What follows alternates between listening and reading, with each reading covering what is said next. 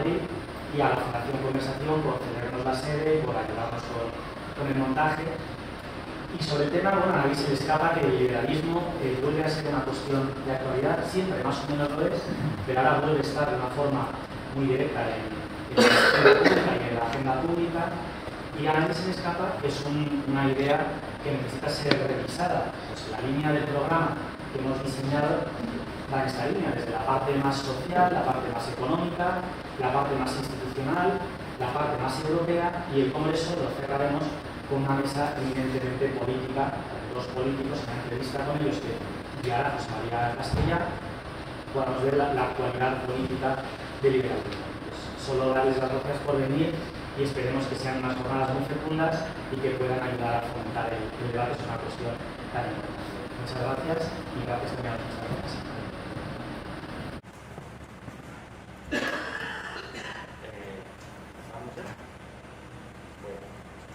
Sí, si queréis, modelo yo empieza poco. Bueno, ¿se nos escucha? ¿Funciona el micrófono? Sentado. Sí. Vale. Hemos acordado que quien habla se quita el burra. Bueno. Asumimos el riesgo. Estoy encantado de estar aquí, felicísimo de ver tanto a nuestros amigos hablando de un tema tan interesante. Sobre el que seguro que existe la justa dosis de discrepancia que va a animar y que va a acicatear el debate, ¿no? Pero también abundantes puntos de acuerdo, ¿no? Como es el futuro del liberalismo, ¿no? Me gusta mucho el juego de palabras que habéis propuesto para esta mesa, ¿no? Conservar el liberalismo. Yo querría empezar advirtiendo que yo voy a hablar sobre todo del liberalismo político, más del liberalismo político que de la filosofía liberal, ¿no? Y casi más del liberalismo histórico que del liberalismo político, ¿no? Me gustaría preguntarme por cuáles son las condiciones históricas que permiten conservar el liberalismo, ¿no? Que para mí prácticamente es una pregunta equivalente a la de cuáles son las condiciones que permiten preservar la democracia constitucional, ¿no? Porque liberalismo político y democracia constitucional para mí son conceptos pues casi sinónimos, ¿no? Dado que al fin y al cabo el liberalismo, su gran aportación a la cultura occidental, mundial, a nuestro modo de vida es la propia idea de constitución, ¿no? Esa es la gran idea constitucional, la gran idea liberal, la idea de gobierno limitado, de gobierno constitucionalmente limitado. Y además intentaré ser breve porque además de participar de la idea de que el liberalismo es una doctrina delgada, ¿no? Pues entonces también querré que sea delgada mi intervención porque creo que tenemos poco tiempo y además me muero de ganas de escuchar a mis amigos Ricardo y Antonio sobre lo que tengan que decir y reaccionar también a lo que tengan que decir y a las preguntas del público, ¿no? Bueno, a mí mis profesores me decían que es bueno andar por la vida con definiciones en la cabeza, ¿no? E intentar tener siempre en la cabeza una primera definición de lo que se quiere estudiar y luego ya ir corrigiéndola un poco, pero bueno, manejarse con una definición preliminar, ¿no? Para mí, ¿qué es el liberalismo político? El liberalismo político es una doctrina política en la que se dan cita dos actitudes, ¿no? Hay una actitud antiabsolutista, ¿no? La idea de que el poder, lo tenga quien lo tenga, debe ser un poder limitado, ¿no? Y por supuesto esto era evidente en los inicios, en la forja del liberalismo, cuando el poder lo ostentaban monarcas absolutos, monarcas soberanos, pero sabemos que esta necesidad de limitación no prescribe cuando el poder se hace democrático, ¿no? Ese fue el gran descubrimiento de los liberales del siglo XIX, de Tocqueville, de Stuart Mill, ¿no? La idea de que el liberal no tiene que bajar la guardia tampoco cuando el poder lo ejerce el pueblo, ¿no? Hay quien dice que incluso en este momento es todavía más peligroso, ¿no? Cuando el poder se hace democrático y no tiene límites, ¿no? Con lo cual la idea de limitación subsiste. Esa es la actitud antiabsolutista. Y luego hay otra actitud que es propia del pensamiento liberal, que es la actitud antiestamental, ¿no? Es la idea de que los privilegios están mal, ¿no? Y de que prima el individuo por encima del colectivo, ¿no? En el liberalismo siempre hay un pequeño sesgo a favor del individuo frente al colectivo, frente al estamento, ¿no? Con la idea de que las posibilidades de todo el mundo no vengan de alguna manera limitadas por accidentes de su nacimiento, ¿no? Accidentes de cuna, pero también accidentes, digamos, de pertenencia a otros grupos sociales, porque nuevamente, al igual que como pasaba con el poder, cuando se derogan los privilegios del antiguo régimen, sabemos que los privilegios tienen manera de replicarse en el mundo moderno, ¿no? Entonces el liberal, en principio, tiene una predisposición contraria a que los colectivos tengan privilegios que limiten las posibilidades del individuo, las posibilidades, o si queréis por decirlo en el lenguaje de nuestro reciente premio Princesa de Asturias, Amartya Sen, las capacidades del individuo, ¿no? Dependiendo de cómo construya uno la noción de individuo, pues el liberalismo puede adquirir matices más sociales o más conservadores, ¿no? Pues, si uno considera que el individuo es una realidad que está por hacer, que necesita del apoyo del Estado, ¿no? que garantice un mínimo sustento vital, pues entonces estamos hablando de un liberalismo social, y si uno considera que el individuo es ya una realidad preexistente y que conviene respetar en cualquier caso, pues se mostrará más a favor de un Estado asistencialista. Pero la idea del individuo me parece que en las dos versiones del liberalismo, a la izquierda y a la derecha, es importante, ¿no? ¿Qué promete el liberalismo? Porque hay gente que considera que el liberalismo, uno de sus fallos es que no promete nada, ¿no? Y que es una especie de filosofía débil que se resigna, ¿no? Un poquito a que cada cual monte su vida y a no hacernos daño y poco más que eso, ¿no? Yo, por el contrario, creo que el liberalismo es una doctrina optimista y que nos promete al menos tres cosas. Voy a aprovechar pues, un segundito para beber agua. En el liberalismo hay, primero, diría, una promesa de prosperidad económica, es decir, la idea de que los agentes económicos, si tú liberas esas fuerzas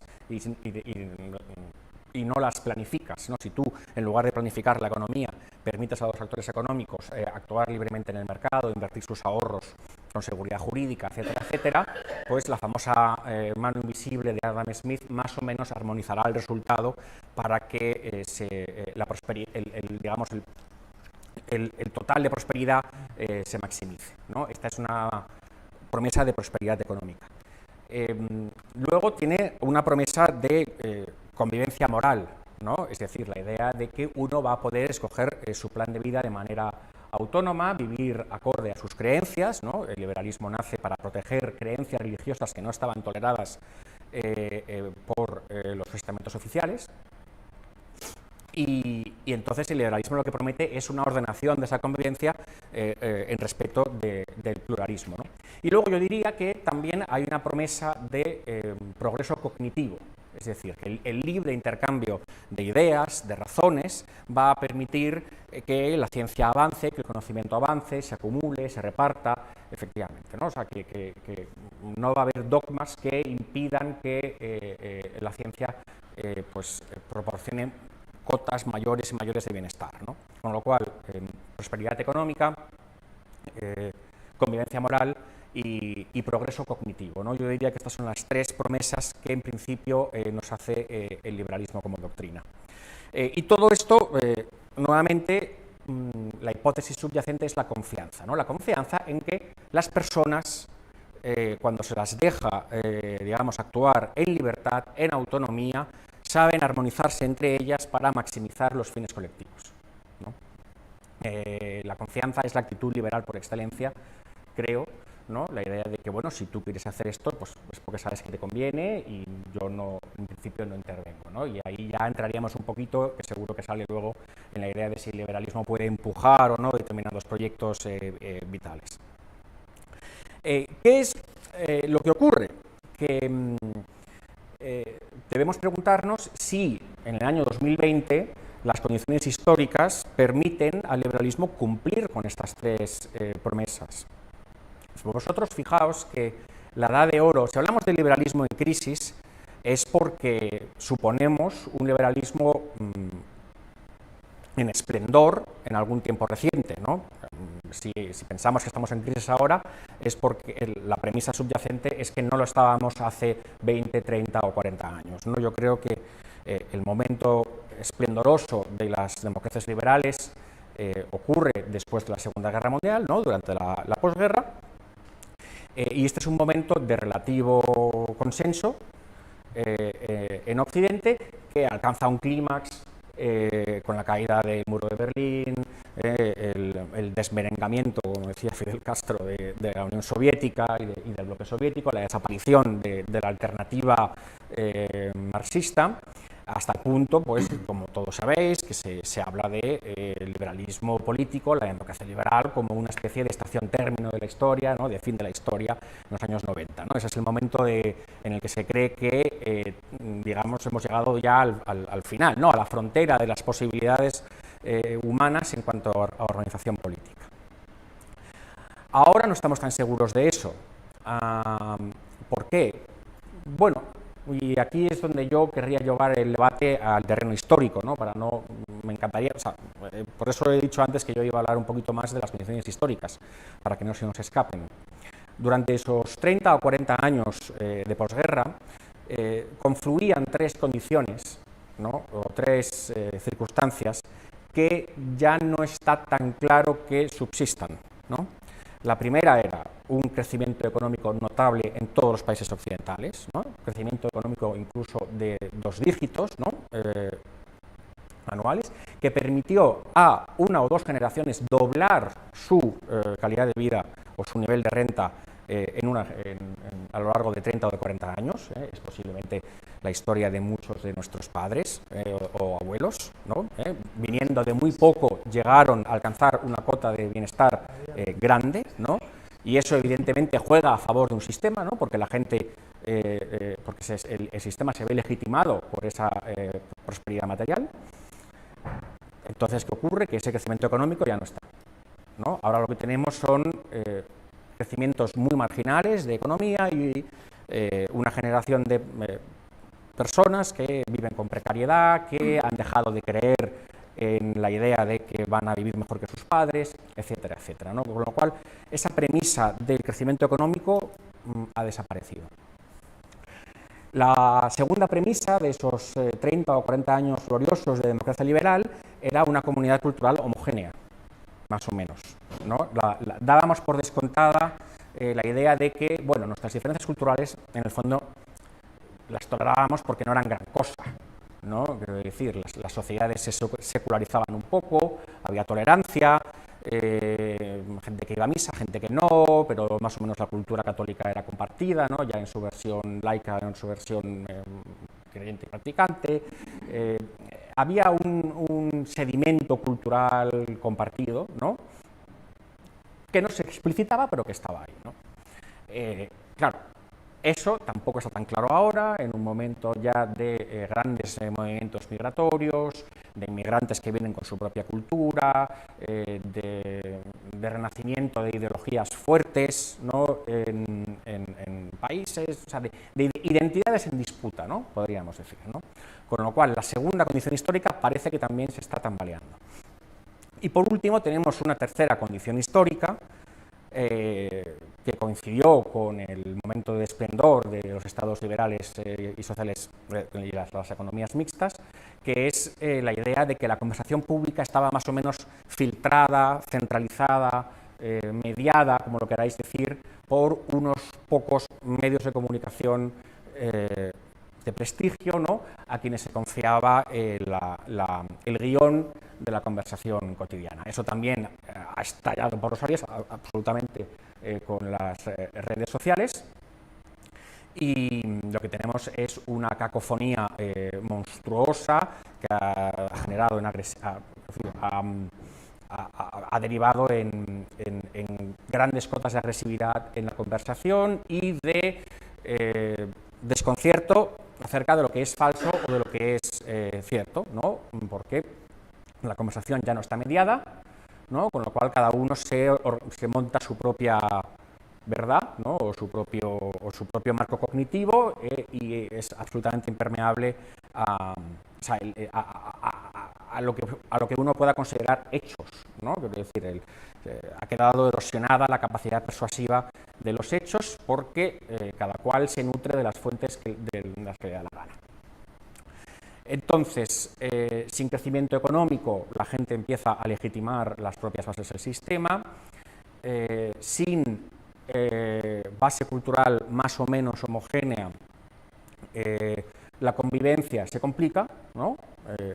Y sin una conversación pública ordenada, incluso esa tercera promesa de la que hablaba, la promesa del progreso cognitivo, está un poquito en tela de juicio, ¿no? Porque no nos ponemos de acuerdo ni siquiera en lo que es cierto, en lo que es verdad, en lo que no lo es, ¿no? Bajo estas condiciones, entonces yo creo que esto es lo que provoca una crisis de la democracia liberal, ¿no? La pregunta, y ahora voy a hacer aquí una cosa que a mí no me gusta que la hagan los ponentes, y es decir, voy a plantear más preguntas que respuestas, ¿no? Pero, porque yo digo, bueno, pues si no traes respuestas, ¿para qué has venido, no? Digo, a mí, el típico profesor de universidad, espero que tú no lo hagas, Ricardo, eso de, os voy a plantear unas preguntas y voy a aprender con vosotros, no. Es una de las cosas que digo. No, pues eso a mí me ponía de los nervios porque yo quería las respuestas y luego ya, usted sabe más que yo y entonces luego yo ya las disputaré o consideraré si son persuasivas o no. Pero ciertamente en este caso yo tengo la pregunta y no tengo la respuesta. La pregunta es saber si para conservar el liberalismo, por adaptarme al título de nuestra cita, son condiciones necesarias esas tres cosas que digo que teníamos y que hemos perdido, ¿no? Crecimiento económico continuado, conversación pública ordenada y filtrada por mediadores y un relato cultural compartido, ¿no? Si se considera que estas tres cosas no van a volver, pues realmente tenemos un problema. Tenemos un problema porque entonces las golondrinas liberales de ayer no volverán, ¿no? Como en el poema de Becker. Lo que pasa es que yo no tengo claro que eso haya desaparecido para siempre, ¿no? Sigo pensando que las reformas pueden generar crecimiento económico, sigo pensando que podemos encontrar un relato cultural compartido en torno a la idea de una nación cívica, ¿no? Y esto es una cosa que en España es particularmente importante porque tenemos varios puntos de fractura. Y pienso que en algún momento se volverá a poner de moda la mediación, ¿no? Se volverá a poner de moda la prescripción prestigiosa, ¿no? Y nos cansaremos un poco de esta dispersión de polos de información que envenenan la convivencia, ¿no? Estas son las premisas que quería traer al debate. Sé que también podríamos llevar la conversación hacia el tema de si el liberalismo debe o no apostar por algún tipo de concepción de vida buena, ¿no? Hemos discutido, si habéis estado siguiendo últimamente los debates sobre, por ejemplo, la familia, ¿no? En torno a si sería necesaria también como precondición de un sistema liberal sólido recuperar algún tipo de propuesta familiar un poquito más sólida, un poquito menos vaporosa de la que existe ahora, ¿no? Yo aquí me atengo mucho a la idea de autonomía individual y quiero terminar mi intervención diciendo que no es tanto que yo tenga una creencia absolutamente intocable o sagrada por el valor de la neutralidad. Yo ya sé que la neutralidad al final no lo es tanto y que siempre los poderes públicos patrocinan o algún tipo de vida, ¿no? O sea, yo sé que esa promesa de neutralidad nunca es completamente cierta. Lo que yo creo es que lo que no tenemos que dejar nunca, perder nunca de vista, es que el liberalismo también es una forma de escepticismo. Es decir, es una forma de... no tenemos manera de saber lo que le conviene a todo el mundo, ¿no? Y entonces yo derivo de ahí, digamos, una postura abstencionista, ¿no? Más bien, ¿no? O sea, yo no voy a juzgarte si te casas o te divorcias, si tienes hijos, si no los tienes, principalmente porque no sé qué es lo que te conviene. Y de nuevo voy a confiar en que la suma de decisiones individuales de alguna manera armonice los resultados colectivos y traigan un bien común. O sea, yo no me despreocupo de la idea de bien común, ¿no? Que es una acusación típica que desde el comunitarismo se hace el liberalismo. Sencillamente confío en que el bien común aflorará de nuevo gracias a una mano invisible, ya no económica, sino social, ¿no? que no nos conducirá al suicidio colectivo, ¿no? Y yo lo voy a dejar aquí y estoy deseando escuchar a mis compañeros Ricardo y Antonio. Tienes que moderar. Tengo que moderar, perdón. Pues, por favor, modérese y hable. Bueno, gracias. Estaba deseando quitarme la mascarilla. Bueno, para mí es un placer estar aquí. No es la primera vez que vengo y se lo quiero agradecer especialmente a Armando Cerolo, que siempre tiene a bien contar conmigo, y especialmente grato con dos personas como Juancla y como Ricardo, que son, aparte de personas que admiro, son buenos amigos. Y sin embargo hay muchas cosas en las que no estamos de acuerdo, y me parece interesante traer algunas de ellas a colación dentro de la propia concepción que yo tengo de mi propia forma de ver el mundo como una forma liberal dentro de una izquierda templada, socialdemócrata, pero izquierda al fin y al cabo. Porque una de las cosas que a mí más me llama la atención es cómo se ha malversado en determinados ambientes de izquierda el mismo concepto de liberalismo, ¿no? Que es una cosa medio anatema, casi que diabólica, que viene a significar poco menos que te da igual que la gente se muera de hambre y que quieres machacar estás dispuesto a machacar a cualquiera con tal de ser tú el primero. Hay una caricatura ahí de la que yo no participo, pero me gustaría explicar por qué, siendo liberal, soy crítico con el liberalismo. Bueno, participo además de todo lo que ha dicho Juancla, que siempre hace unas exposiciones teórico, políticas, jurídicas, históricas brillantes, tanto orales como escritas. Y yo creo que cabe preguntarse por qué, si hay unas virtudes evidentes en el liberalismo, por qué pese a todo ello se ha llegado a un punto en el que el liberalismo es tan denostado, y creo que no solo por parte de la izquierda, sino también hay una derecha que es bastante hostil al liberalismo, ¿no? Y yo diría que el liberalismo ha sido demasiado autocomplaciente en términos teóricos y en términos de praxis. En términos teóricos, si comparamos los teóricos liberales actuales o los pensadores liberales o cercanos al liberalismo, lo que se percibe es que hay menos capacidad primero, de autocrítica, y segundo, de menos capacidad propositiva frente a ensayistas que pertenecen a tradiciones de izquierda, populistas, de derechas, conservadoras. Es decir, el liberalismo todavía recurre demasiado a sus padres teóricos e intelectuales. Creo que por encima de otras formas de ver la realidad. Y en la praxis, creo que el liberalismo, quizás precisamente por esa autocomplacencia teórica, no ha terminado de hacerse cargo de sus propios detritus. Todas las ideologías, toda praxis humana tiene efectos colaterales, cualquiera, o sea, de derecha, de izquierda, y creo que el liberalismo ha sido de las menos propensas a hacerse cargo de las que ha generado. Y esto creo que se ve claro cuando se hacen diagnósticos sobre el malestar, por qué estamos como estamos, por qué esta falta de fe en el futuro, por qué esta incapacidad de ver proyectos colectivos. Hay una tendencia en muchos pensadores liberales, en políticos liberales, a echar la culpa a casi todo menos a hacer un análisis crítico de su propia obra, ¿no? Esto de, no, es que el populismo, no, es que no sé cuánto, siempre hay un cabeza de turco al que echarle la culpa, ¿no?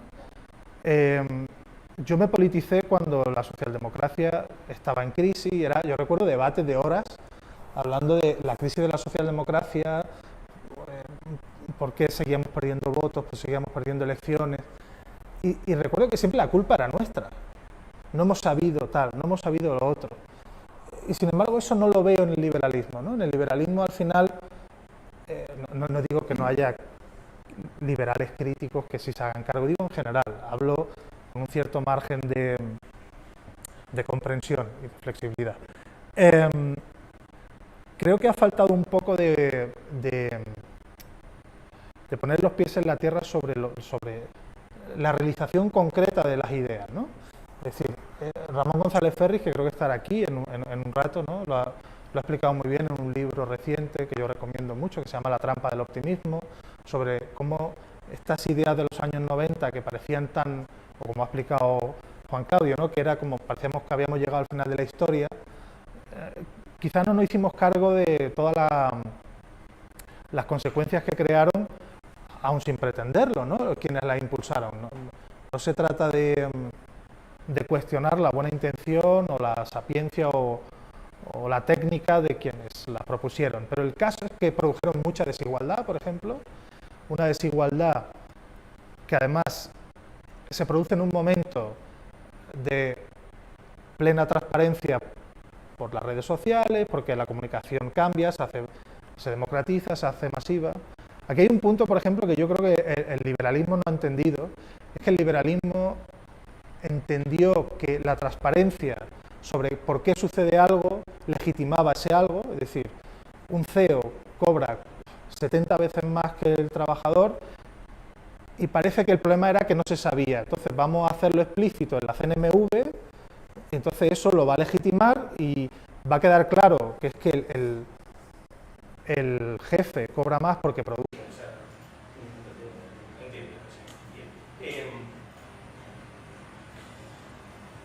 Bueno,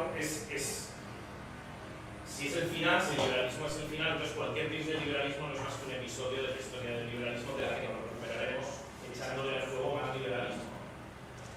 Gracias al juego de esas manos invisibles, de la iniciativa privada, de la autonomía individual, del intercambio de ideas, etc. Esto, sin embargo, yo creo, por ir aterrizando un poco,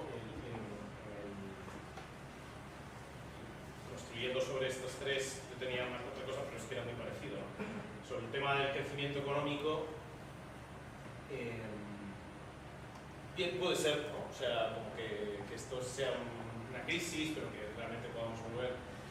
Pienso que también, junto con el crecimiento económico de estos años de crecimiento del orden liberal, ¿no? Por supuesto no es liberal en el sentido del partido liberal y de los hardcore liberales, pero en fin, que llamamos el orden liberal, también venía acompañado de unas condiciones muy particulares y también de un crecimiento demográfico muy potente, ¿no? Que precisamente permite que las sociedades crezcan con estabilidad, arraigos.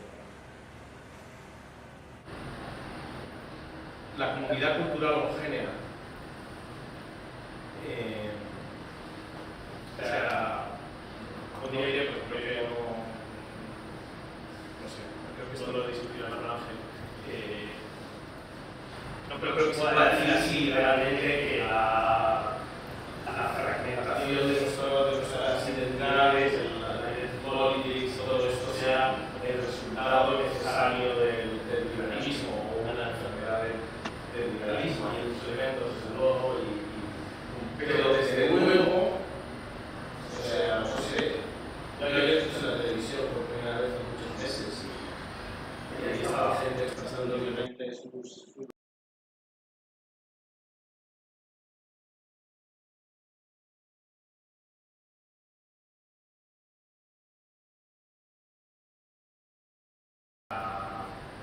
la mayoría, no digo para nadie, pero la mayoría.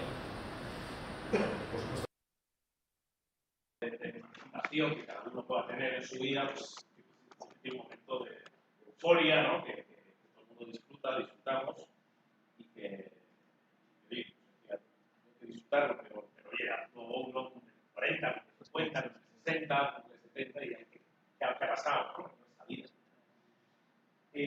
Y luego la conversación pública ordenada, claro, yo creo que la última utopía sobre la conversación pública ordenada fue esos años, no hace mucho tiempo, donde creo que esto seguro que lo hay, un estudio de la cobertura, cómo se trataba en los medios la influencia futura de Twitter y las redes sociales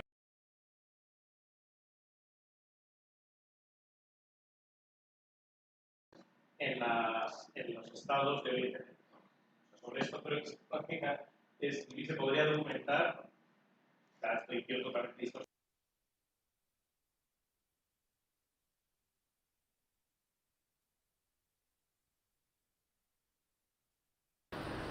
No, uno puede ser más o menos escéptico, pero bueno, de alguna manera uno había caído. La descentralización y la descentralización como un factor positivo porque genera eso, oye, más gente aportando ideas a este mercado.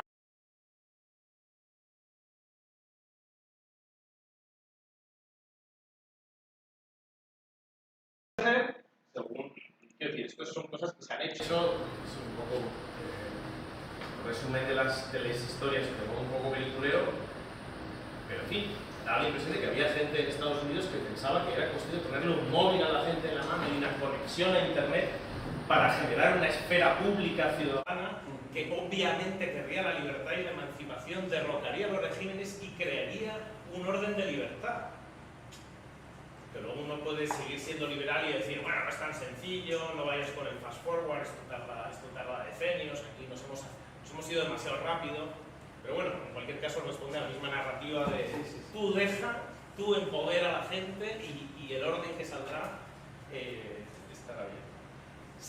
Claro, siempre pasa lo mismo, ¿no? Que por medio de portaaviones o se pasan cosas que no se trataba de dejar a la gente libre, ¿no? La séptima flota, ¿para qué hace falta la séptima flota si de lo que se trata es de dejar a la gente libre? Ya sé que no basta con dejar a la gente libre, ¿no? Bien, claro, la pregunta que tú te hacías, ¿esto ha desaparecido para siempre? El crecimiento, la homogeneidad cultural, la comunidad política o el diálogo político. Creo que no, en el sentido de que soy optimista. En ese sentido, pero no porque crea que en el toolkit del liberalismo están todas las soluciones. O sea, el día que el Consejo General del Poder Judicial no lo elijan los partidos, los problemas de la política en España no se habrán resuelto.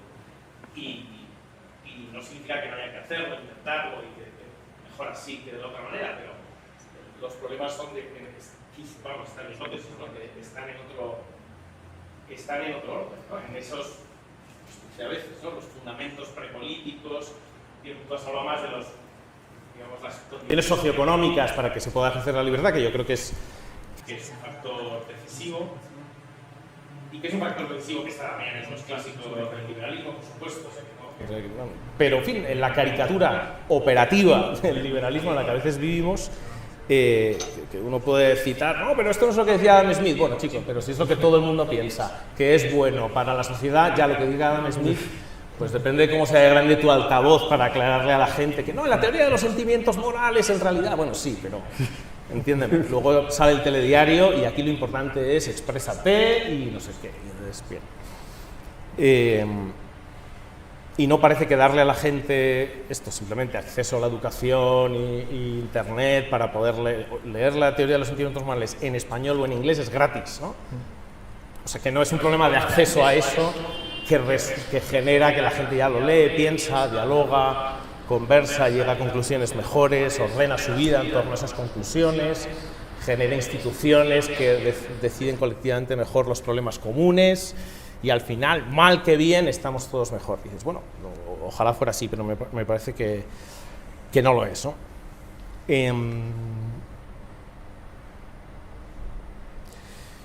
Bien, bueno, perdonad, yo ya, esto es lo que más o menos quería decir.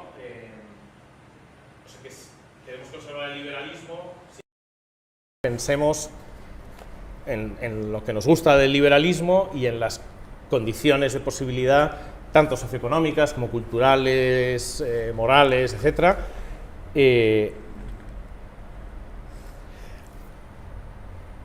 Sin caer en la caricatura, porque no hace falta caer en la caricatura, porque es una caricatura de que cualquier esfuerzo en ese sentido es absolutismo, estamentalismo, fascismo, marxismo. Pero déjame que te pregunte, ¿no crees que los primeros que hacen caricatura del liberalismo muchas veces son los propios liberales? A ver, liberales de micrófono, liberales de escribir libros, es claro, aquí... En general, sí. O sea, la tendencia, yo creo que esto nos pasa a todos con cualquier cualquier objeto que amamos lo adoramos, lo fetichizamos, y al liberal le pasa eso especialmente con su forma de ver la vida. Yo recuerdo durante la pandemia que yo veía veía bastantes críticos con el confinamiento, citando a Stuart Mill, Benjamin Constant, no sé cuánto, y yo una vez puse una frase, porque los liberales clásicos pensaron el mundo en el que vivían, no en el que vivimos nosotros. Sin embargo, esto que decía yo antes de falta de innovación en el propio discurso liberal y de recurrir todavía demasiado a los clásicos, se lleva al paroxismo. Entonces, Stuart Mill, que no pensó nuestro siglo, sin embargo tiene una frase que yo utilizaba mucho durante el confinamiento. Es decir, tú me puedes decir si el confinamiento es bueno o malo, en términos de salud pública, de conveniencia social, pero en términos de... Si eres seguidor de Stuart Mill tiene una frase que me permito leeros, muy breve, pero que si te gusta Stuart Mill, en teoría esto avala un confinamiento, ¿no? Que es: el único propósito por el cual el poder puede ejercerse legítimamente sobre cualquier miembro de una comunidad civilizada contra su voluntad es para prevenir un daño a los demás. Sí, pones eso y eso es tan liberal como el que pone cualquier otra cosa. Es decir, y sin embargo yo veía... Siempre que demuestres que es eficaz. Claro, bueno, pero como no se sabía... Ya, al principio sí, claro. Al principio estoy... El desconocimiento en el cine. No sé. Pero es discutible en cualquier caso, sí, pero es una discusión de hecho, ya no de... Claro, ya no, claro. de Entonces, principio, sí. sin embargo, yo veía durante el confinamiento y tal, algunas discusiones un poco bizantinas que eran, pero ¿qué tiene que ver Adam Smith, Stuart Mill, Benjamin Constant, Tocqueville, que por cierto antes no he agradecido al Club Tocqueville, que también, por favor, que no, junto a CEU y Fundación Conversación, y esto me remite a lo mismo que hablaba antes de cierta falta de autocrítica, de cierto incluso dogmatismo, ¿no? Yo cuando, a lo mejor es una percepción que está sesgada por mi parte, pero cuando en determinados suplementos leo críticos de no ficción de libros socioeconómicos y tal, y ya veo la firma, digo, ya está, ya sé lo que va a decir, o sea, no me hace falta leer nada más. Es como que la realidad la llevan a un molde, ¿no? Y hacen todo tipo de esfuerzos para que encaje en ese molde, y ese es el mayor mérito intelectual de ese artículo, de esa reseña y demás, ¿no? Y yo esa filigrana no la veo en otras ideas, en otras ideologías, en otros marcos teóricos y mentales, ¿no? Y por eso hablaba de la necesidad del liberalismo de hacerse cargo de sus desechos, porque claro, hablamos mucho del liberalismo de aquello que no podemos controlar y que ha cambiado, ¿no? Ha cambiado, la conversación pública ha cambiado, las redes sociales, la demografía, en fin, muchas cosas, pero hay cosas que sí siguen estando en nuestras manos y que forman parte de la autonomía y de las decisiones políticas que desde el liberalismo se pueden favorecer, tomar, argumentar. Por ejemplo, Estados Unidos no era menos liberal en los años 60 que ahora, o lo era, si no hacemos presentismo, lo era. O sea, si hacemos presentismo, lo era. Pero no era menos democrático, no era menos democracia liberal. Sin embargo, el IRPF llegaba en algún punto al 92%, porque había una idea de fondo que decía que el valor de la cohesión social era un valor por sí mismo, frente a la eficiencia económica, la competitividad y demás, ¿no? Es decir, eso sigue estando en nuestras manos. Si nosotros decidimos que queremos bajar impuestos, que queremos, a costa de arriesgarnos a que aumente la desigualdad, de que aumente en una derivada más la ira social de determinados sectores que perciben que eso es injusto, que eso es humillante, bueno, eso es una decisión. Eso no es ningún matriz. Es decir, nadie nos obliga a seguir bajando impuestos en base y que suba la desigualdad. Eso es una decisión que tomamos ahora. Es decir, y eso entra dentro del liberalismo también. Entonces, no nos vayamos solo a aquello que no podemos controlar. Sí. Sáquete la máscara. Sobre este tema, la verdad es que esto es lo bueno. Para pensar bien siempre hace falta el punto de apoyo de las ideas de los otros, ¿no? Porque es cuando te vienen a ti, cuando aprovechas para descartar algunas ideas que tú tenías malas o para mejorar las que ya tenías, ¿no? Quería tocar un poco sobre todo lo que han dicho Antonio y lo que ha dicho también Ricardo. Intentaré ser breve porque el tema es fascinante. Bueno, luego creo que la siguiente mesa se llama Liberar la igualdad, ¿no? Y habrá tiempo para discutir las relaciones entre liberalismo e igualdad, ¿no? Yo solamente voy a dejar aquí apuntado, Antonio, que efectivamente la igualdad no es un problema la desigualdad no es un problema del cual el liberalismo se pueda desentender, pero que podríamos discutir hasta qué punto es más importante la igualdad o el crecimiento o el hecho de que no vas a poder repartir renta si no la creas antes, ¿no? Entonces ahí tenemos un vasto campo de debate, ¿no? Y que para crearla pues no puedes planificar, necesitas de nuevo el liberalismo económico, etcétera, etcétera. El tema del crecimiento económico, por cierto, es que una de las predicciones que ha fallado es que sea necesario el liberalismo político para crecer económicamente. Es decir, ahora hay mucha gente que ve cómo países que no gozan de libertades políticas sí que crecen económicamente, con lo cual tienen ahí un modelo que les empieza a resultar peligrosamente atractivo. Por cierto, hablando de esa especie de falta de tensión intelectual o autocomplacencia del liberalismo, claro, hay quien dice que al liberalismo le ha venido mal perder a su antagonista absoluto, ¿no? Que era el mundo comunista, ¿no? Porque claro, de ahí la flojera intelectual, la autoconfianza excesiva, etcétera, etcétera, ¿no? Luego, lo que has dicho, Ricardo, claro, ¿el liberalismo es todo o es solamente una parte de nuestro sistema de vida? No, es una parte de nuestro sistema de vida, no es todo. Lo que pasa es que yo creo que es el componente fundamental porque aporta lo fundamental que es la idea de constitución. Vuelvo a eso, ¿no? O sea, la idea de constitución es omnipresente, ¿no? Y esa es una idea de matriz liberal sin lugar a dudas, ¿no? A la constitución liberal le puedes meter derechos sociales, sí, pero no deja de ser una constitución, ¿no?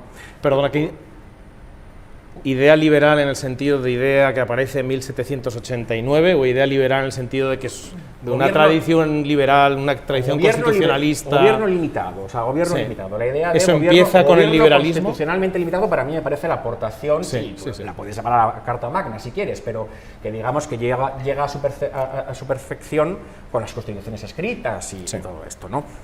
Pero bueno, yo creo que por lo menos hay tres cosas que confluyen en nuestro sistema de vida. O en lo que era nuestro sistema de vida. Uno es el componente liberal, insisto, la idea de gobierno constitucionalmente limitado. Otro es la democracia, que no hay que confundir, que hay que mantener analíticamente separada de lo que es el liberalismo. La democracia es una ideología. La democracia es la ideología que favorece la extensión universal de la ciudadanía, ¿no? Todo el mundo tiene los mismos derechos políticos, ¿no? O sea, la franquicia política se amplía a todo el mundo, menos, por cierto, a menores de edad, ¿no? Esa es una de las excepciones, y por ahora también se mantiene la diferencia, aunque cada vez más aminorada, entre ciudadano y extranjero.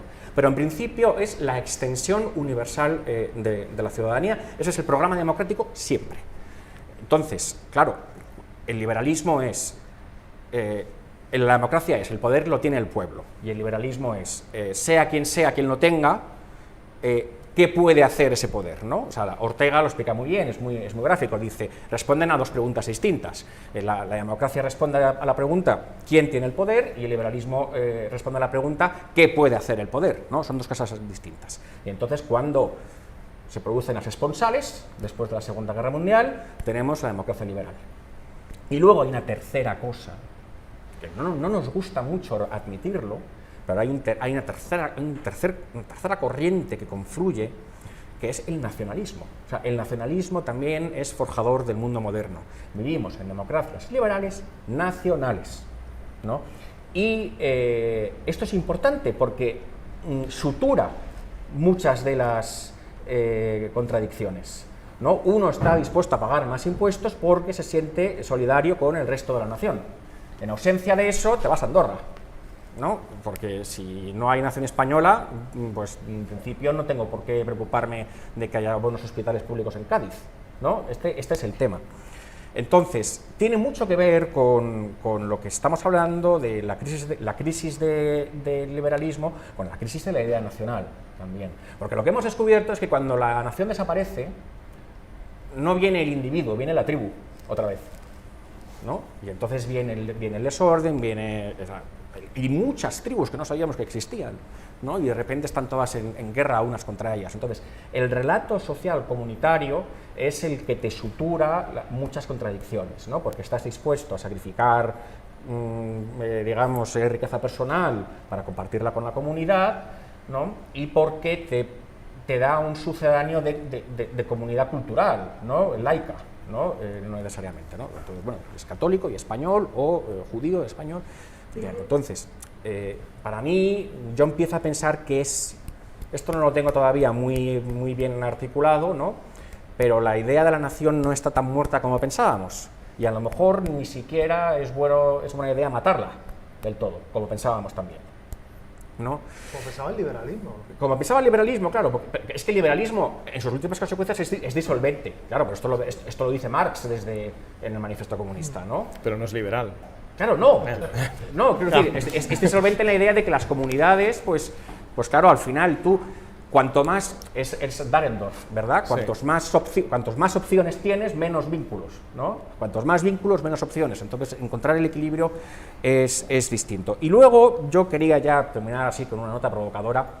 Yo creo que Fukuyama tenía razón. O sea, vamos a ver, yo creo que es el final. Yo creo que el liberalismo, la democracia liberal nacional, por cierto, que esa es la corrección que ha hecho Fukuyama al final. Fukuyama al final luego ha escrito su libro Identity y ha dicho, bueno... Que la tradujo aquí exacto, ¿no? en castellano. Fukuyama ha dicho, bueno, lo que dije estaba bien, pero además minusvaloré la importancia de la idea nacional, ¿no? De la idea colectiva, ¿no? No significa, vamos a ver, un pequeño malentendido respecto al final de la historia. No significa que vayan a dejar de pasar cosas, y ni siquiera significa que vayan a dejar de pasar cosas tremendas, ¿no? Pasan cosas tremendas y seguirán pasando cosas tremendas. Lo que Fukuyama dice es más sutil. Fukuyama dice, pase lo que pase, la solución acabará viniendo prefigurada, ¿no? Por volver a la idea de gobierno para todos, o sea, derechos políticos para todos, comunidades nacionales, democracia, gobierno limitado, ¿no? Quiero decir que ¿hay alternativa para eso? Yo creo que no. Yo creo que no en nuestras condiciones, y con esto voy a terminar, en nuestras condiciones actuales como especie. A mí, por introducir un tema que no ha salido todavía, si creo que el liberalismo puede desaparecer a medio plazo, lo veo más, o sea, la amenaza la veo más de alguna revolución tecnológica que realmente arrample con todo, o sea, arrample con la propia idea de libertad personal.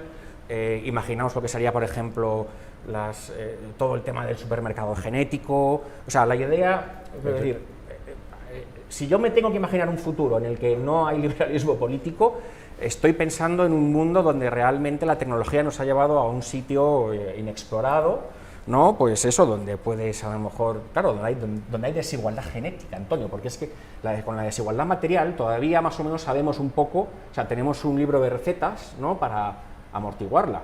Pero ¿qué pasa cuando empieza a haber desigualdad genética? O sea, es que esto puede ser el tema, ¿no? El problema ya está cuando alguien piensa que puede causar esa desigualdad, ya se siente totalmente desigual. Y luego la idea de que aprendamos tanto sobre nuestro cerebro que la propia idea de libertad personal nos parezca una ficción, porque el liberalismo necesita, ¿no? Necesariamente de esa idea de autonomía, ¿no? Exacto, de libre albedrío. O sea, yo al final, si el liberalismo se desmorona, el reto de verdad que lo puede hacer desmoronarse y entrar de lleno en algún futuro distópico de estos que se han novelado otras veces es de tipo técnico. Aquí termino con una nota a lo Heidegger, ¿no? Sí. Incluso Habermas también ha empezado a ver el peligro por ahí, ¿no? Y yo con esto ya pues termino y lo que quería decir. Si me dais 10 segundos y yo por mi parte yo ya no tengo nada más que decir salvo que el público pregunte. Yo me he criado con amigos que no eran muy demócratas, pero siempre, quiero decir, de tradición familiar, ¿no? Esto es que lo contaba el otro día un poco así en plan storytelling personal, ¿no? Pero todos se veían obligados a decir que eran demócratas de toda la vida. Porque obviamente su abuelo, que había sido jefe de la casa militar de su excelencia, pues entonces de alguna manera no venían de ahí, ¿no? Pero yo no he oído, quiero decir, que yo he estado expuesto a ambientes no liberales, digamos, de toda la vida. No he oído hablar más contra la democracia liberal y contra los presupuestos de la democracia liberal en la igualdad, el tema cognitivo que decías, etcétera, que en los últimos 5 o 10 años a gente fascinada con las posibilidades de la técnica. Y te echas a temblar cuando, hablando, esto es una conversación que he provocado muchas veces con alumnos en una escuela de negocios, que ya sabéis que, en fin, no voy a hablar mal porque se está grabando, pero que tampoco es que sean los adalides, ¿no?, de la libertad política y tal, ¿no? A mí déjame en paz, ¿no?, hacer lo mío. La cantidad de gente que cuando le planteas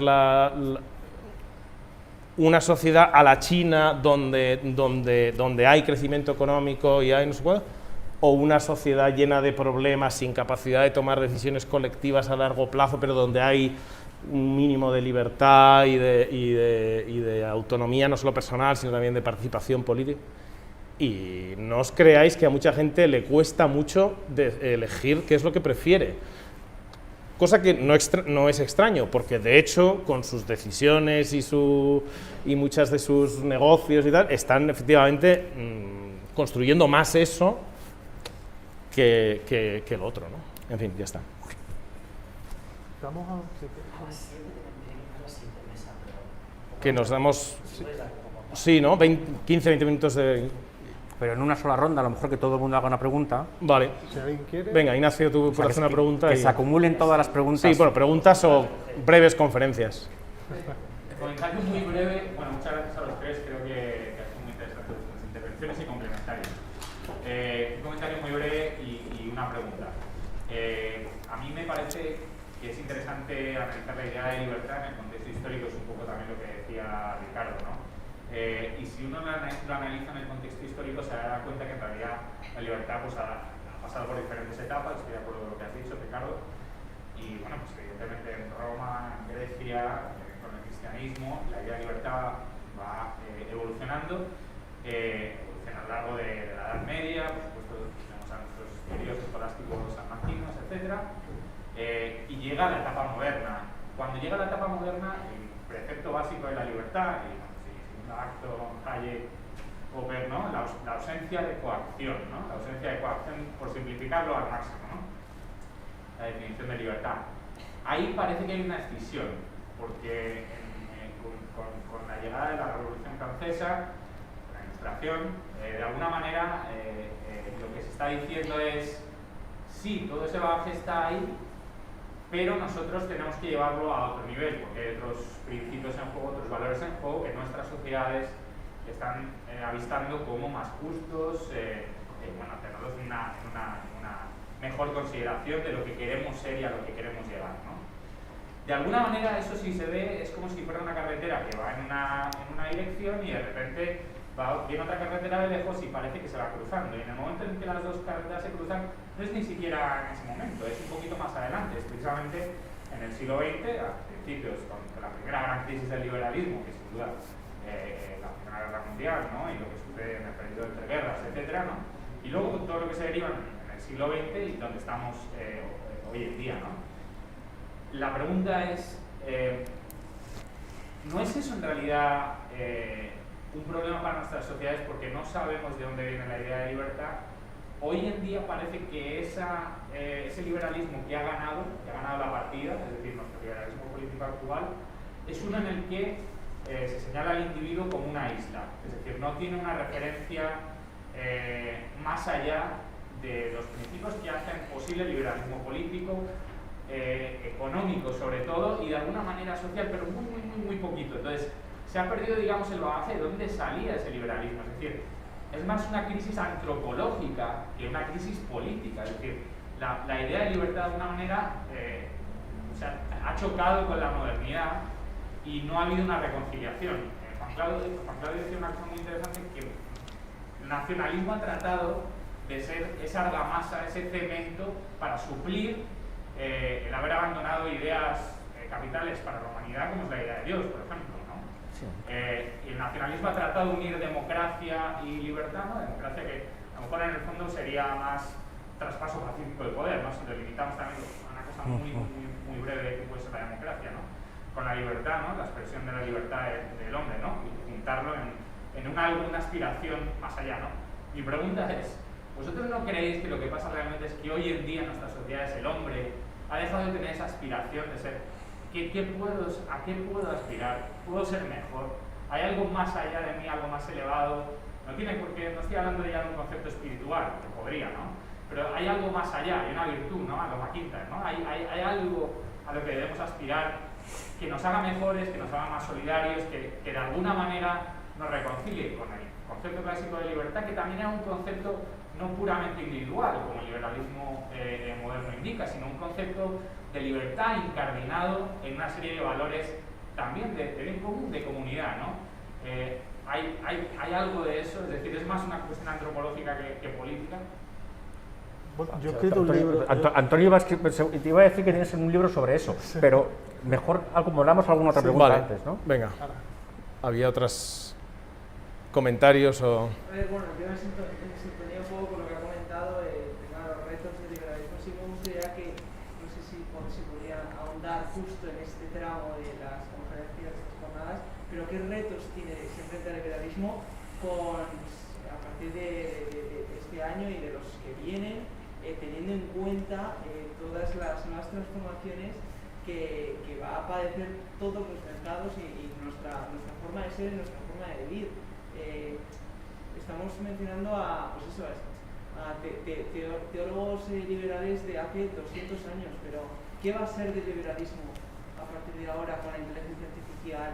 Como tú decías, Juanca, que pues, si hay una revolución que va a trastocar todo, por eso sí me gustaría preguntaros qué retos enfrenta el liberalismo político ahora mismo y de cara al futuro. ¿Hay alguna otra pregunta, comentario, objeción? En la línea que iba él, por traer un poco al presente, yo quise incidir en lo que ha comentado Antonio de la capacidad propositiva, ¿no?, del liberalismo. En el sentido, si ahora nosotros miramos los partidos de los programas de ALDE, del Grupo Europeo, que son los partidos liberales, más o menos, ¿no?, por los que representan más ese espectro del centro liberal, encontramos soluciones a las tres cuestiones. Más bien a la primera, del crecimiento económico plano y estancado, o una comunidad cultural homogénea, que además eso entroncaría también con el tema de la nación que ha planteado Juan Claudio. Encontramos algún tipo de propuesta que nos pueda, si la llevamos al futuro, ¿no?, con perspectiva, nos pueda llevar a un resultado de mejora en esos dos ejes. Esa es mi cuestión. ¿Tú querías también? Dos preguntas breves. Pero primero tú. Sobre las condiciones que comentaba Claudio, ¿no?, del liberalismo económico y si realmente eran condiciones o no, y pensando en si al final de la historia, digamos, es liberal. La pregunta es si que no se den ahora esas condiciones, si no es precisamente una consecuencia natural del propio liberalismo. Por poner un ejemplo, el tema del desarrollo económico, ¿no? De alguna forma, es cierto que no se está creciendo en los países, se crecía antes económicamente, pero sí que hay un trasvase de crecimiento a otros países, como por ejemplo China. Claro. Que aunque es verdad que no son liberales, pero sí que quizás estén beneficiando del primer consumo y beneficiándose del consumo y de la actividad, ¿no?, que se traspasa para allá. Y también lo mismo para el tema de la homogeneidad cultural que comentabas como condición necesaria. No es precisamente una consecuencia natural al romper esa homogeneidad del liberalismo, ¿no? Porque si es así, pues ya no es fin de la historia, en el momento que tienes otro imperio con otra morfología, con otro sistema político que se está enfrentando a esa otra forma de vida, ¿no? Esa es la primera pregunta. La segunda sobre la parte técnica que comentabais, más allá de ir a temas más futuristas, ¿no? la pregunta es más a corto plazo sobre la parte tecnológica, que está relacionada con la tercera condición que decide por el debate. Yo la asocio más que a que no haya control de la comunicación, a que está remotizada, ¿no? Pero sobre ese punto la pregunta es, ¿hasta qué opináis de que las constituciones de las comunidades y las convivencias de las comunidades tradicionalmente están geolocalizadas en la propia capa basal del Estado, y es en esta capa en la que se generan los activos, los servicios y la actividad económica? Y ahora lo que sí que estamos viendo ya con las nuevas tecnologías, si mira 30 años vista, es que hay una desvinculación, en algunos casos total y en otra parcial, de los activos y de los bienes y de los servicios y de los trabajadores respecto al propio territorio, ¿no? Entonces, claro, de cara a configurar comunidades, cuando puedes empezar a trabajar en remoto, puedes empezar a asociarte en comunidades de otros países, ¿no? Pues la pregunta es, ¿qué efecto creéis que ya está teniendo ese desarrollo tecnológico en el liberalismo y en la configuración de comunidades y de grupos? Y a lo mejor la última, ahí...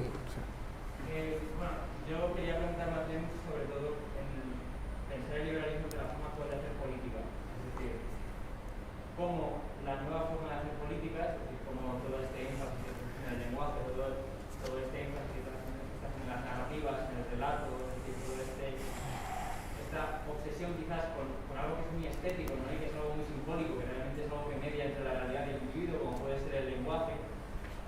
Me gustaría saber qué pensáis de estas nuevas formas de hacer política. Si es una forma de hacer política que efectivamente se conecta con el ciudadano, o si es una forma de hacer política que recarga de tal manera el relato que hace que el liberalismo, o la ideología política que materialmente ahora mismo configura la realidad, sea menos o más atractivo. Es decir, ¿cuál es el relato actual del liberalismo? ¿Existe este relato y efectivamente ilusiona? ¿O, por el contrario, simplemente aburre y nos hace meternos en una vida bastante monótona, sin ningún tipo de objeto trascendente que nos ayude a llegar a significado? Entonces, en ese sentido, me gustaría saber si es una ideología muerta, una doctrina muerta, o si tiene algún futuro en este sentido de lo que decía alguien, no me acuerdo quién era, de dar un sentido a la vida del ser humano más allá de lo que antes habían sido las típicas, pues, la religión, pues el arte, todo lo que trasciende un poco y que nos da algo más de lo que somos. Sobre el objeto trascendente. Ah, sí, habla de tu libro, habla de tu libro. Voy a hablar aquí a hablar de mi libro.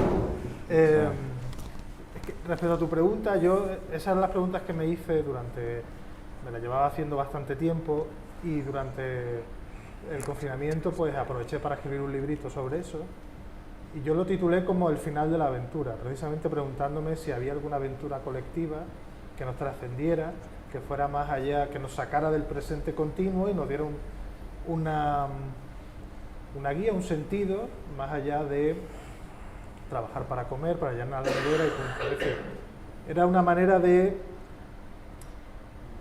luchar contra una percepción, en mi caso, de la izquierda, pero yo creo que podríamos hablar del racionalismo, de la ilustración, e incluso de parte del liberalismo muy mecanicista, que parece que se ha resignado a que esto es lo que hay nada más. Yo me rebelaba contra eso. Y yo creo que todos necesitamos ese sentido de trascendencia, y que el presente es un lugar demasiado estrecho como para habitarlo permanentemente, que necesitamos objetivos. Yo creo que el hecho de que no seamos capaces de verlo tiene que ver con multitud de factores, pero algunos importantes son, bueno, hemos hablado de la conversación pública que se ha desordenado, que es muy cacofónica, la desigualdad en material, es decir, la propia incertidumbre económica, la falta de seguridad material, que hace que no seas capaz de proyectarte a 20, 30 años vista. Si tu contrato dura 6 meses, es complicado, ¿no? O sea, lo material tiene un reflejo en lo espiritual, digamos, es decir, lo espiritual no solo, también forma parte de aquellos que no tienen una idea de trascendencia, sea religiosa o de cualquier otro tipo. Y yo lo conceptualizo en el concepto de aventura. Una aventura yo la defino como una empresa en la que tú vuelcas tu vocación individual y, aun sin pretenderlo, contribuyes a ampliar un horizonte colectivo. Y en el libro ponía una serie de ejemplos de, por ejemplo, los que descubrieron el paso por el Cabo de Hornos, o los que circunvalaron por primera vez el globo, no eran ingenieros que iban con el GPS, hay que pasar por aquí, es decir, eran aventureros que seguramente no eran conscientes de que estaban haciendo una aventura, sino que estaban huyendo de un crimen, que le habían dicho, oye, si te vas a Perú te perdono la condena aquí en España, y el tipo estaba en un barco cruzando el Cabo de Hornos y descubría unas islas que eran maravillosas, y que de pronto allí, 2 siglos después, resulta que va a Darwin en un buque y descubre la ley de... ahí idea la ley de la evolución y demás, ¿no? Es decir, ¿dónde está eso hoy en día? ¿Qué grandes proyectos podemos abordar entre todos sin que implique que yo tenga que subordinarme a lo que me digan que haga, ¿no? Es decir, ¿qué cosa puedo hacer? O sea, ¿qué se presta a que yo haga lo que haga, decida lo que decida en mi autonomía, va a ser útil a la comunidad? Yo me planteaba una serie de supuestos y yo hablaba de uno para nuestra generación y la siguiente, que era el cambio climático, ¿no? A mí me parece una idea muy sugestiva esto de que por el mero hecho de reciclar o de apagar el aire acondicionado o de subirle un poquito la temperatura, por más anecdótico que sea, tiene un efecto agregado, ¿no? Algo contribuye. Entonces me pregunto, divago sobre si la idea del cambio climático puede ser, y luego doy una vuelta de tuerca sobre, bueno, y si fracasamos aquí, ¿qué pasa con la idea de la exploración del universo, buscar un planeta B?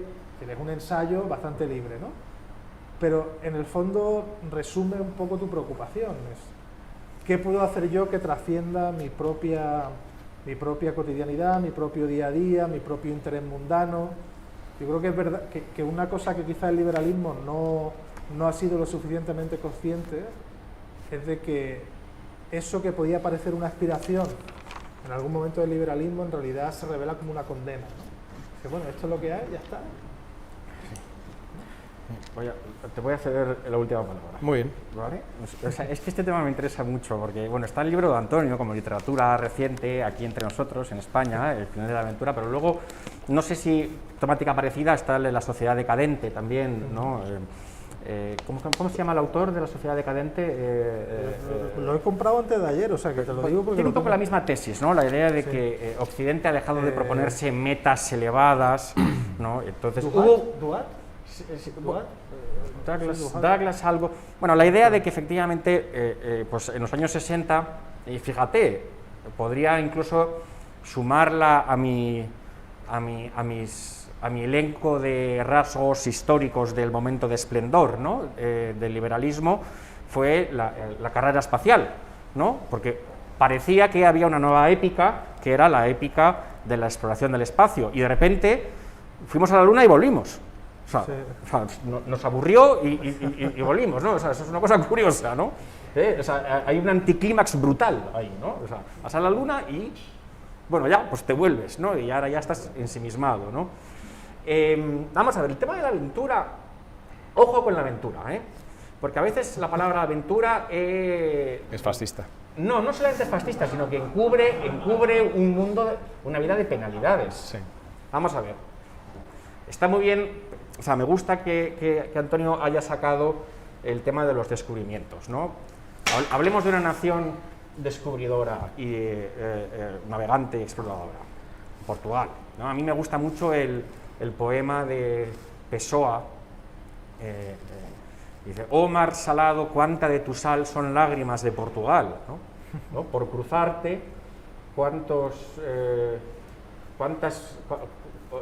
hombres murieron, cuántas mujeres, ¿no?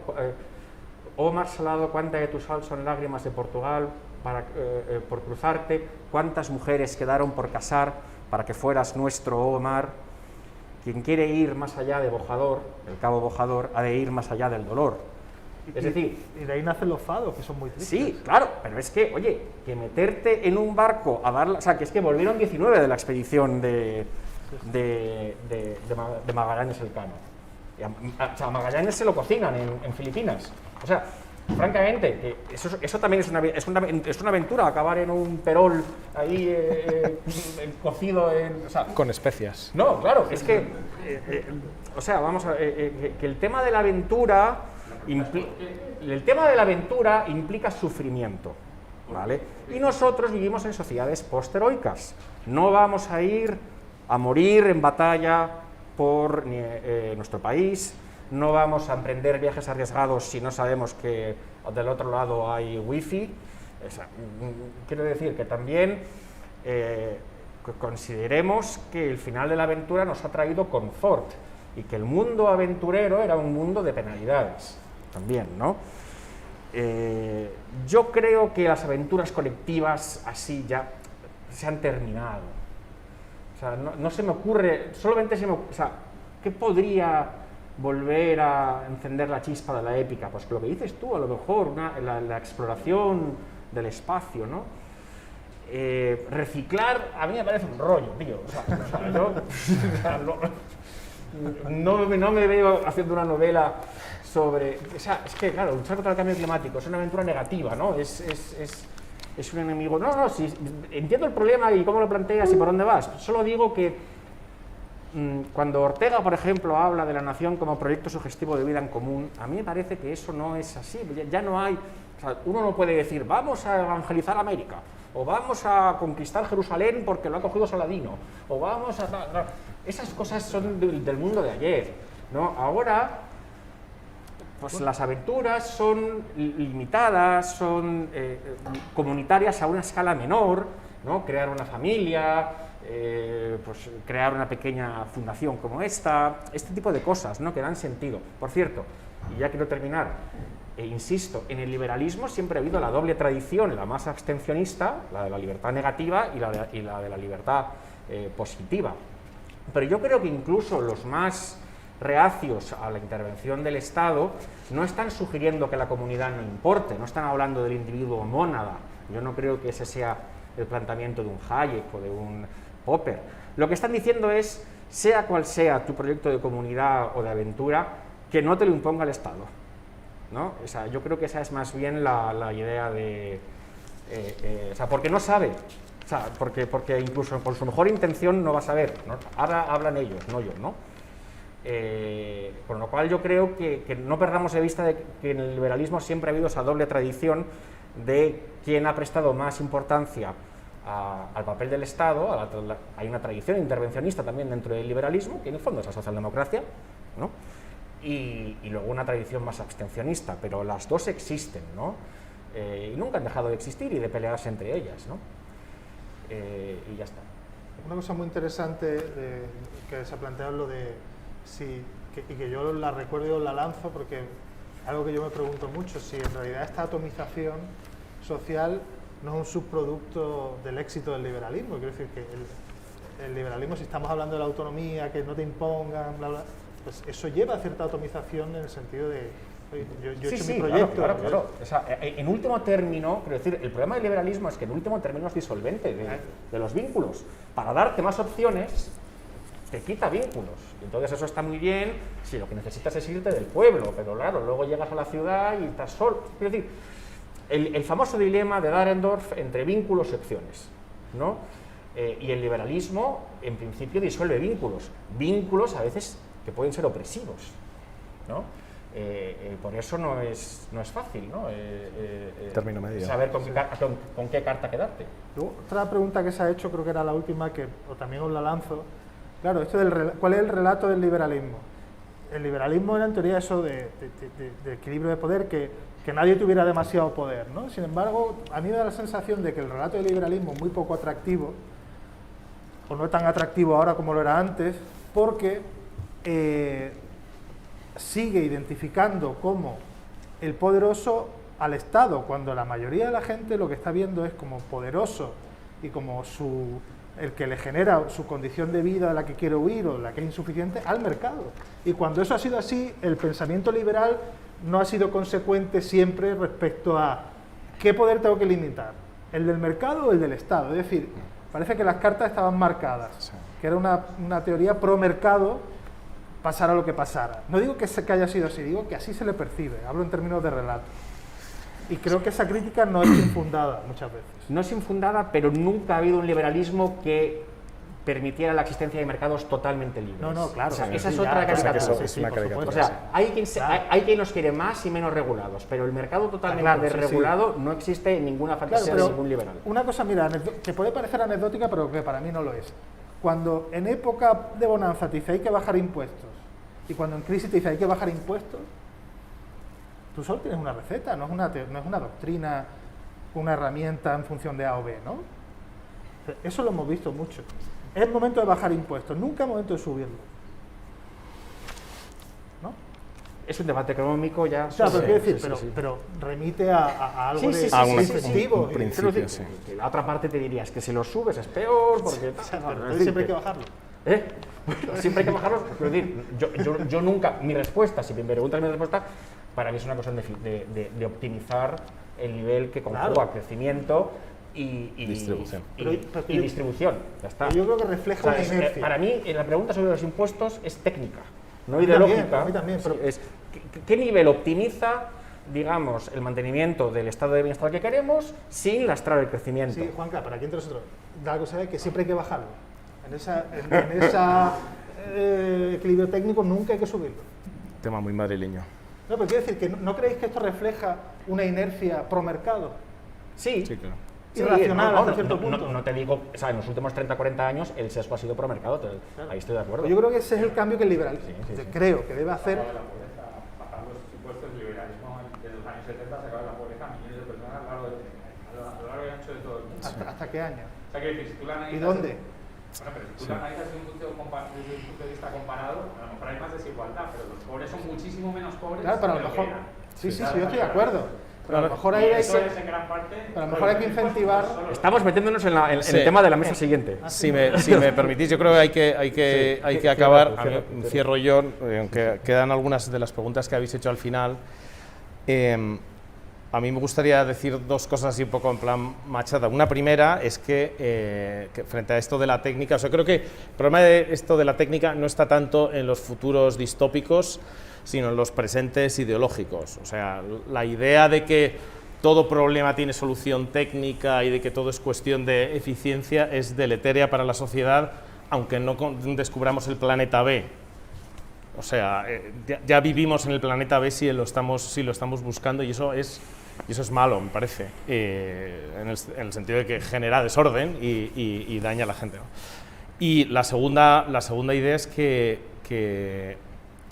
claro, para resistir frente a esto, aunque es obvio, y frente a lo que ha dicho Juancla, que los impuestos es un tema meramente técnico, yo creo que detrás de las políticas económicas hay también cultura y comunidades, y esto tiene un impacto político, social, etcétera, ¿no? Me parece que es obvio y tampoco lo querías excluir, ¿no?